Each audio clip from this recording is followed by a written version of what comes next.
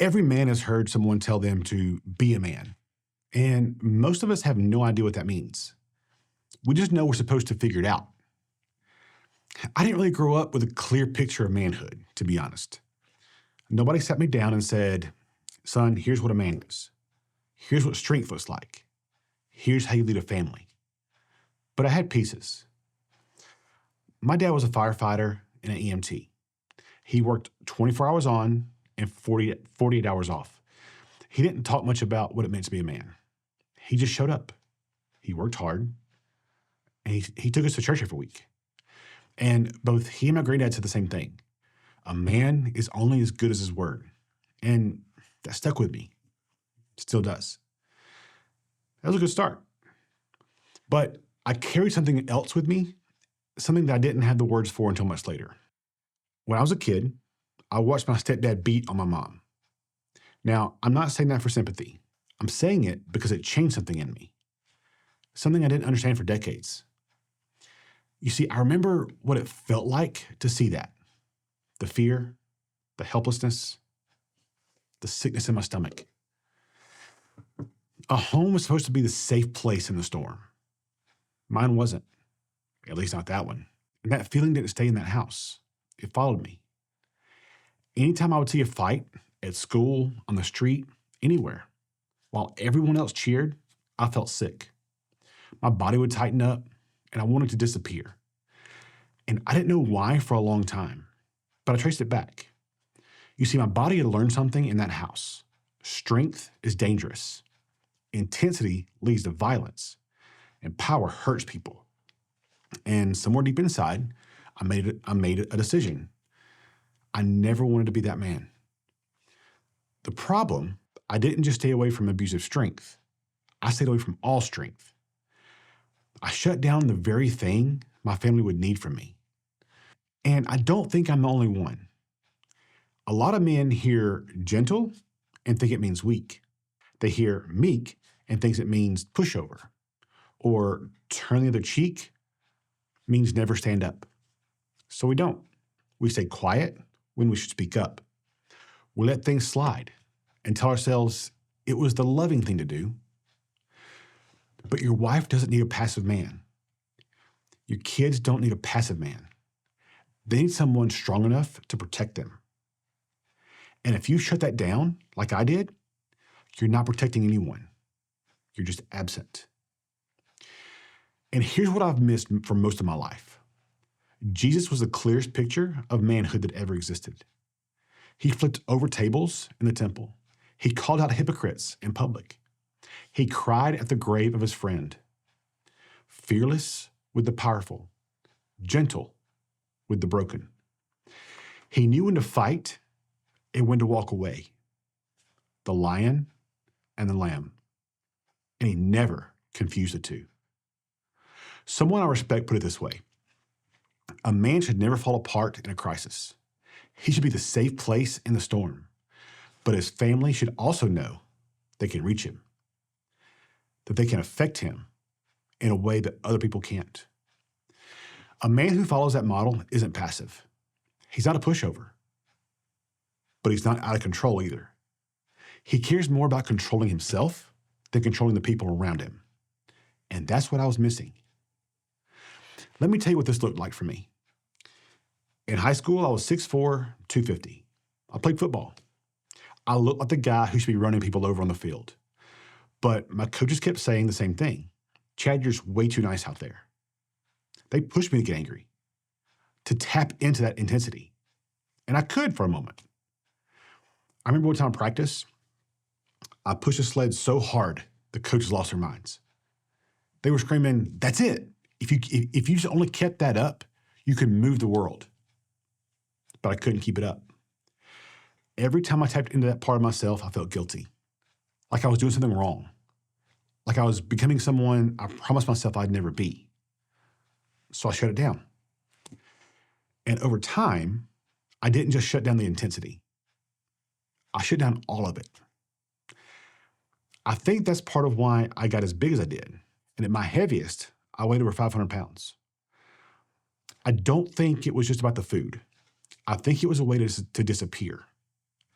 to make myself less threatening, to opt out of the strength conversation altogether. And if I couldn't trust my own power, maybe it was safer to not have any.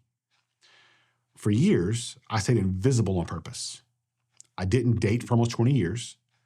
I stayed in the shadows. And I told myself that it was because of my size. And that was a big part of it. But the deeper truth, it didn't feel like I deserved to be seen. I had no confidence. And without confidence, I had no strength. Not real strength.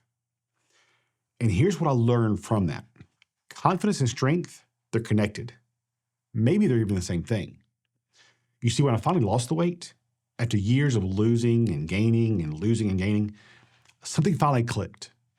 It wasn't just physical. I discovered a strength that I had feared had been in me the whole time. And it didn't have to be dangerous. I could be powerful and safe, intense and tender. I didn't have to choose between being strong and being good. Losing the weight changed more than how I looked. It changed how I carried myself. I stopped hiding. I started believing I had something to offer. I started showing up. Confidence isn't arrogance. Confidence is knowing you have something to offer and deciding that you're done hiding it. That's strength. I got married when I was 41 years old. When I met Autumn, I didn't have a script on how to be a good husband. Not one I'd practiced, but I'd seen it done right. My dad and stepmom showed me what a healthy marriage looked like, how to disagree without destroying each other, and how to be strong without being dangerous. Autumn saw the same thing in her parents. So when we found each other, we weren't guessing. We weren't hoping it could work. We had both already seen proof that it could. Honestly, we don't fight. We never have. Not once. I mean, we disagree. We see things differently sometimes, but we've never raised our voice at each other, never called each other names, and never thrown accusations. I carried two pictures of marriage into adulthood. The broken one, what I saw with my mom and my stepdad, and the healthy one, what I saw with my dad and my stepmom. I chose which one to build on. That's what tender looks like. Strength under control. The lion who knows when not to roar. And the thing Autumn finds most attractive, it's not the weight that I lost. It's the man who finally stopped being invisible. The man who shows up, strong and safe, every single day. And now I get to teach that to my son. I became a dad at 44. And my son Jameson is 2 years old, 2.5. And here's what I know. He's watching everything. How I talk to his mom, how I handle stress, how I lead, whether I'm present or checked out, whether I'm patient or reactive. Someone said if you want your kids to listen to you when they're 16, it starts when they're 2.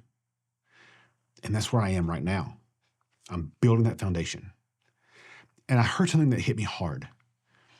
You're creating the kind of man you tell your daughter to stay away from. So I have a son, not a daughter. But the point's the same. The way I treat Autumn, the way I love her, respect her, and serve her, that's what Jameson is learning a man should be. And that strength, that confidence that I found, is what makes me know I will do whatever I have to do to protect my family. Not hope, not wish, but know. That's my number one job as a husband and father. Protect them. And every single day, I ask Jameson the same question. What's Daddy's main job, buddy? And he says, protect Jameson. My granddad used to say, a man is only as good as his word. And every day I'll tell my son that I'll protect him. That's my word. And I plan to keep it. Being fit and strong, both in mind and body, gives me the confidence that I can, that I will. But here's where it comes full circle. Back to what I talked about in my last video. Real strength isn't just having the power to protect. It's knowing when to use it and when to hold back. The lion and the lamb. That's the man I'm building. And that's the man I want my son to see. And if you've been confused on what strength looks like, You've gone too far into passivity because you were scared of what you might become. If you shut down the intensity because you saw what it looked like out of control, you're not broken, but you might be building the wrong thing. Your family doesn't need you soft. They need you strong and safe. They need a man who can be the safe place in the storm and let them reach him when it's over. I spent years not knowing what strength was supposed to look like. I had a good example. I had pieces, but I didn't have the full picture. The full picture doesn't come from culture. It doesn't come from coaches or movies or social media. It comes from one place. And Jesus didn't call us to be passive. He called us to be strong, under control, rooted in Him, and safe enough for the people we love to actually reach us. That's the man I'm trying to become. And I'm done being quiet about it. So if you're a man watching this, here's the one thing I wish someone had told me 20 years ago. Don't let the world tell you what a man should be. God already did that.